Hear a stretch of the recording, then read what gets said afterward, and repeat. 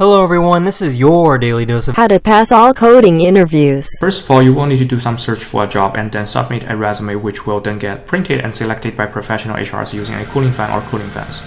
You may or may not get a phone interview, but if you do, here is what it looks like. Given an array of integers and an integer target, return the indexes of the two numbers in the array such that the two numbers adds up to the target. You may not use a number twice, and it is guaranteed to have one and only one answer. If you think this is an easy question and then type, then here's what you will get.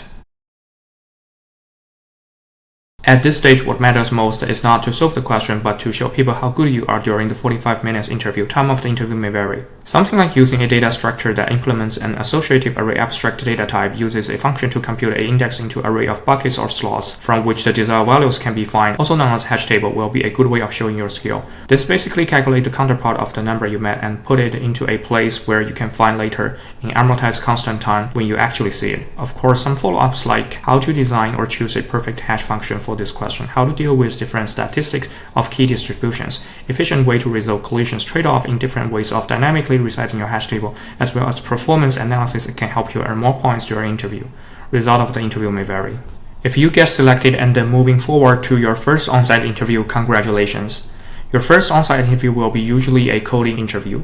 Remember, at on-site interview, the key is showing the interviewer or interviewers your ability as a real engineer, making impact. Let's use the same two-sum coding question as an example. For this question, you have already made an ON solution in the previous round. Making it further to an O1 solution can be a good way of showing your skills of making impact. If you take a look at the example closely, you will find some relations between the first few numbers of the array and the target. This will lead us to a faster solution like a few moments later. A few moments later.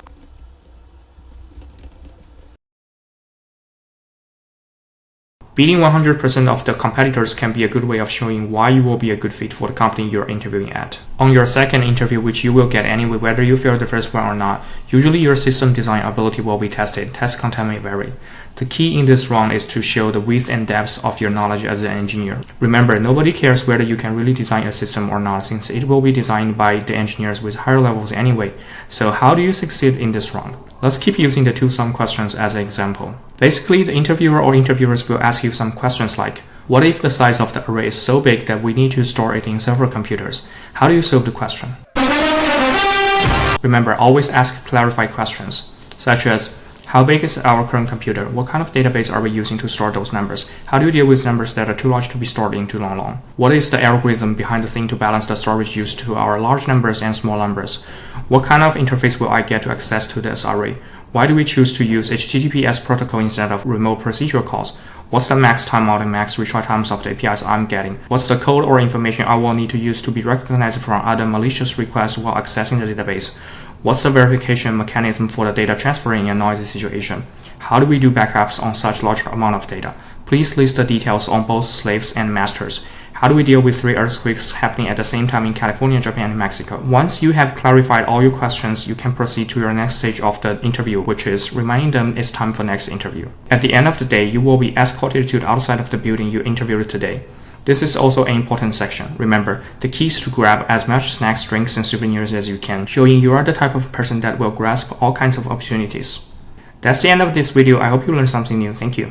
This video content has been made available for informational and educational purpose only. The creator does not make any representation or warranties with respect to the accuracy, applicability, fitness, or completeness of the video content, and does not warrant or responsible to the performance, effectiveness, or applicability of any sites, photos, music, and content listed or not listed.